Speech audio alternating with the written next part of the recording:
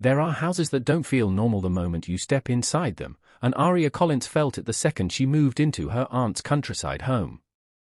It wasn't anything she could easily explain, no broken windows, no strange smells, nothing obvious. Just a silence that didn't behave like silence should.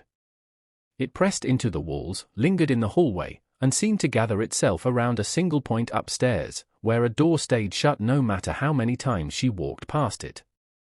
Her aunt warned her not to go near it, saying only that the wiring was bad, but Aria could tell that wasn't the real reason. On her second night, when she stood in the dim hallway holding a freshly replaced bulb, she turned the light toward that door out of instinct, almost absent-mindedly, and that was the first time the house reacted. The bulb didn't just fail. It exploded violently, like something had struck it from the inside. The hallway went dead silent afterward, but the feeling of being watched didn't leave, and Aria tried to convince herself it was nothing serious. Old house, bad wiring, cheap bulbs, there were plenty of logical explanations if she wanted to believe them. So she called Jonah, someone who always laughed at things like ghost stories and haunted houses, someone who believed everything strange had a rational cause. Together, they tested the hallway again, this time with a flashlight instead of the fixed light. But the moment the beam touched that same door, something changed in the air. The light didn't simply dim, it seemed to struggle, as if it was being squeezed.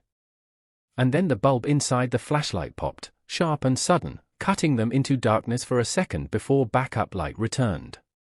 Jonah stopped smiling after that. The house didn't feel like it was malfunctioning anymore.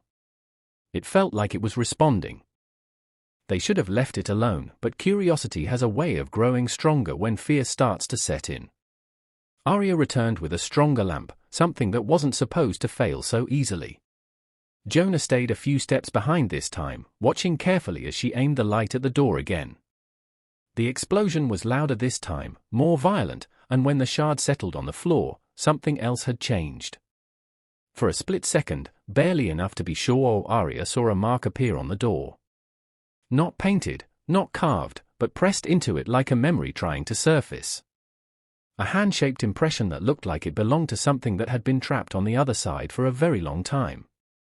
And then it was gone again, as if the house had decided she wasn't supposed to see it. In the attic, the house revealed what it refused to say out loud. Old letters, yellowed and fragile, filled a box that seemed forgotten even by time itself. Most were complaints or ordinary correspondence, but one stood out, an unfinished warning from someone who had lived there before. It spoke of the room at the end of the hallway, of lights that refused to survive when pointed at it, and of sounds that didn't belong to anything living. The writer claimed that something had once lived in that room, or perhaps never left it properly, and that it hated being seen. Every attempt to illuminate it only made it angrier, like light itself was an insult. Aria read the last line twice because she didn't want to believe it. It watches when you try. After that, the house changed in subtle ways that were hard to explain to someone who wasn't there. The air in the hallway grew heavier at night, and the silence started to feel less empty and more intentional. Jonah noticed it too, though he tried to hide it. Then came the whisper. It didn't come from outside or from any direction they could identify, it came from the door itself, as if the wood had learned how to speak. "Don't look," it said, soft and broken. Like it had been repeated too many times by something tired of saying it. That was when Jonah finally pulled Aria back, but even as they moved away, another bulb somewhere in the house shattered on its own, like the warning had already been ignored too many times. Aria stopped believing she could ignore it. Fear had turned into something heavier, something closer to certainty. So she returned alone, carrying only a lantern, as if softer light would somehow be safer. But the moment she aimed it at the door, the flame inside began to behave strangely, flickering without wind, bending as if it was being pulled toward something unseen. The door creaked open slowly, not like a normal door, but like something deciding it was time. The darkness behind it wasn't just absence of light, it felt dense, almost physical, like it had weight. When the lantern finally burst, the light didn't go out naturally. It snapped, violently, and in that instant, Aria felt something move past her, close enough to feel without seeing. By morning, nothing made sense anymore.